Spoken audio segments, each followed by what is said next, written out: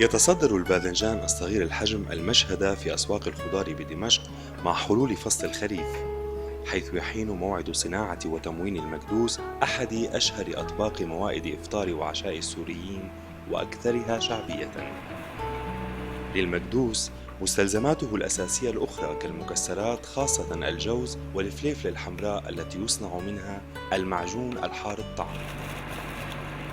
بعيداً عن ازدحام سوق الهال الشعبي بقلب دمشق، توجهنا إلى أحد المقاهي في باب توما، حيث اعتاد صاحبه برنار جوما خلال السنوات الأخيرة إقامة ما يشبه ورشة عمل لصناعة المكدوس.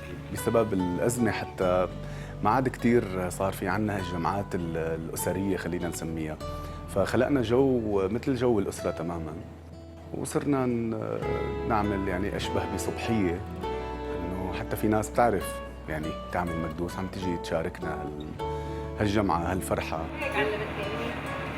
هكذا يتحول طقس صناعة المكدوس المرهق إلى مناسبة لطيفة. اليوم نحن حبينا نساعد زرياب بالمكدوس، ولقيناها فكرة كتير حلوة لأنه نحن دائما بنشتغلها بالبيت، ما بنشتغلها بمحل، فحبينا هيك إنه شغلة جديدة وغريبة. فبلشنا أول شيء بتقميع الباذنجان، أو قمعناه أول شيء وبعدين سلقناه طبعا، ولما سلقناه هو علمنا إنه لازم نكبسه أكتر ونحط فوقه شيء. بعدين تحنيكه، هيك بنقول نحن بنحنك المكدوس، يعني نحط بقلبه ملح، في ناس ملح أو تمليح، يعني في ناس تقول تمليح. وبعدين بنعصره بنخليه كذا يوم، يمكن يوم أو يومين، اللي أكتر هن خبراء أكتر وبعدين بنحشي.